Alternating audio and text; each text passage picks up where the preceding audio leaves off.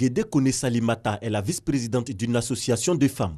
Elles ont décidé de faire de l'élevage leur activité principale. Nous avons monté ce projet pour pouvoir mettre des femmes en activité.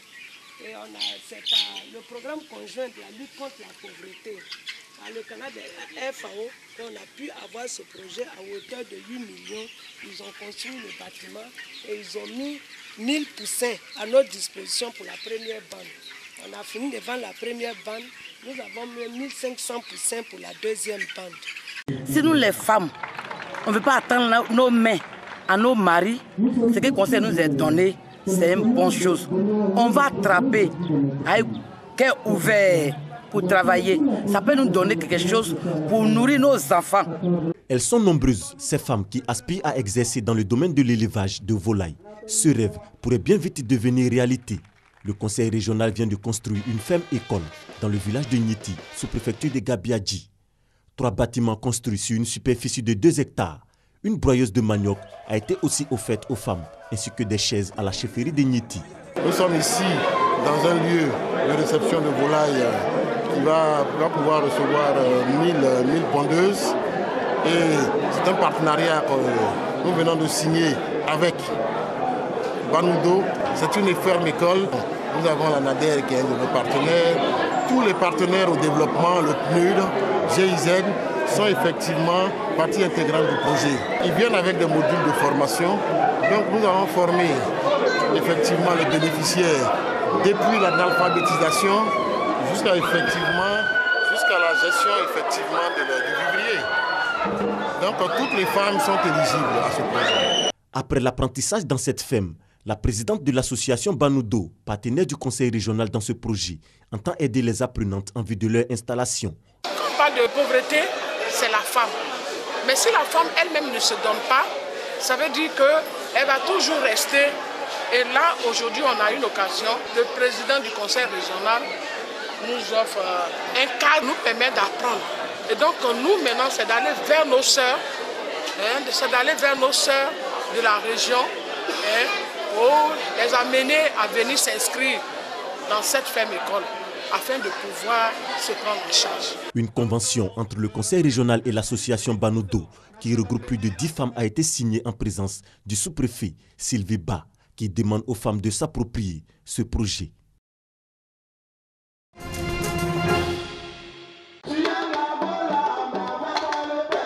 Le Zouglou au cœur du concours Radio Vacances 2017. Ici à Dimbokro, 4 groupes Woyo en compétition vont convaincre chacun les membres du jury sur le thème l'intérêt de l'observance chez les personnes infectées par le VIH, la recherche active de la tuberculose chez les malades du sida. Un thème qui permet aux acteurs de lutte contre le sida, la tuberculose et le paludisme de sensibiliser la jeunesse sur les dangers de ces pathologies. Pour prévenir la tuberculose, il y a des moyens de protection. Si on a un malade dans notre entourage, utiliser un mouchoir, se couvrir le nez et la bouche, tousser dans le mouchoir et jeter le mouchoir à la poubelle. Si on n'a pas de mouchoir à porter, c'est de tousser dans le pli du coude.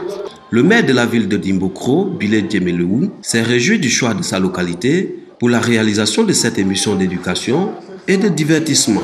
Il a exhorté les jeunes Ivoiriens à s'approprier l'émission concours Radio Vacances afin de s'instruire sur les conséquences néfastes des maladies sexuellement transmissibles. Nos cracks ont montré qu'ils savent de quoi on parle. Donc, ils sont toujours en train de montrer que leur connaissance leur permet de se prémunir. Ça leur permet d'être en bonne santé. Et c'est pourquoi je demande à cette jeunesse-là de toujours faire attention.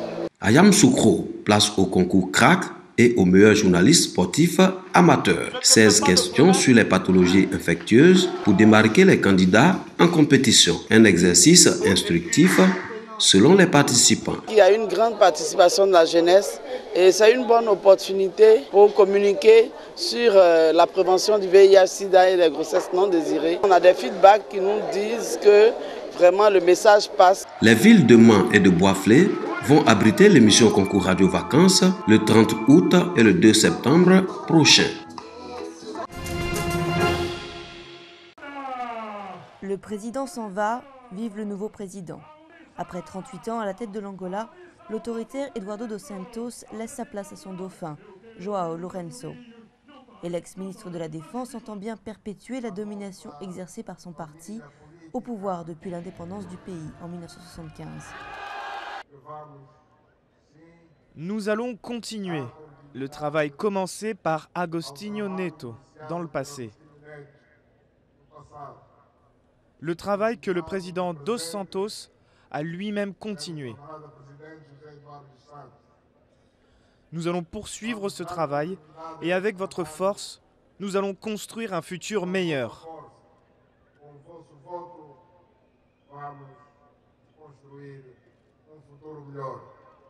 Le bilan est pourtant mitigé. Dos Santos a ramené la paix après la longue guerre civile de 1975 à 2002, mais l'Angola reste un des pays les plus pauvres au monde, malgré la manne pétrolière. En cause, le népotisme du régime. Le président a privatisé l'État au profit de sa famille et quelques potes. Pour eux, il s'agit avant tout d'avoir les ressources à disposition, avoir le style de vie des gens les plus riches au monde, sans se soucier de ce qu'il advient au peuple.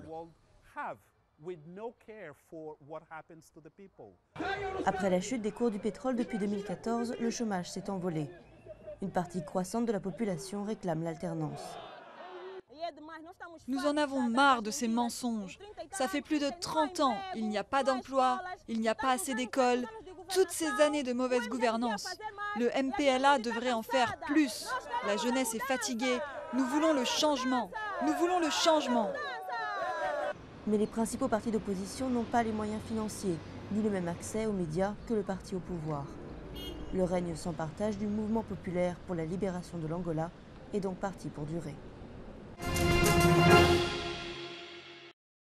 Au matin du 21 août 1968, les Européens se réveillent en état de choc. Des troupes blindées d'un total de 300 000 hommes ont envahi dans la nuit la Tchécoslovaquie sur décision de l'autocrate soviétique Léonid Brejnev. Des dizaines de milliers de parachutistes ont aussi atterri sur l'aéroport de Prague. Les agresseurs appartiennent à 5 pays du pacte de Varsovie, dont fait partie la Tchécoslovaquie elle-même: URSS, Pologne, Bulgarie, Allemagne de l'Est, Hongrie. Ils prétendent intervenir à l'appel des responsables locaux en vue de sauver le socialisme dans ce pays d'Europe centrale où il a été imposé 20 ans plus tôt par l'Union soviétique à la faveur du coup de Prague. L'accession le 5 janvier d'Alexandre Dubček, 47 ans, au secrétariat général du Parti communiste tchécoslovaque et l'élection ultérieure du général Ludvík Svoboda, 73 ans, à la présidence de la République avaient ouvert la voie à des réformes hardies. En avril, tandis que la jeunesse d'Occident s'agite et se donne des frissons de révolution, Alexandre Dubček supprime la censure, autorise les voyages à l'étranger et fait même arrêter le chef de la police. Beaucoup de Tchécoslovaques se ruent à la découverte de l'Occident sans prendre garde aux manœuvres prémonitoires du pacte de Varsovie en Tchécoslovaquie même. Le 3 août 1968, Dubček est fermement invité à rejoindre les représentants de l'Union soviétique, y compris le secrétaire général Brejnev à Bratislava, en Slovaquie. Au terme des discussions orageuses, il s'ensuit la signature d'un vague compromis. Dubček sait qu'il ne s'agit que d'un sursis. Quand les chars du pacte de Varsovie investissent les villes du pays, la population s'abstient de toute résistance armée. Elle tente de dialoguer avec les tankistes soviétiques. Dans un dérisoire effort de résistance passive, elle enlève les plaques des rues pour désorienter l'occupant. En certains endroits, des tankistes perdent leur sang-froid face à l'audace des manifestants et ouvrent le feu. On compte le soir du 21 août quelques poignées de morts.